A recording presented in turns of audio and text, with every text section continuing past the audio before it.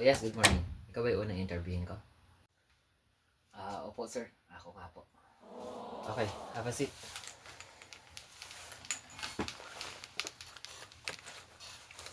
Well, I'm sorry, medyo na late ako. May I know your name? Ako po si Nelson sir. I'm sorry?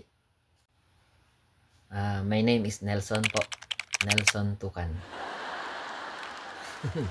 Seryoso ka ba? Tukan talaga yung apelido mo? Opo sir, yun po talaga yung apelido ko. Saka yun din po yung hobby ko. Okay. Kaya pala ganun yung panga. Parang may sinasabi ka sir. Naku, wala yun. Huwag mo intindihin yun. Nagbibiro lang ako. Hindi niya alam. Yung huling nagbiro sa akin. Nahihimlay na.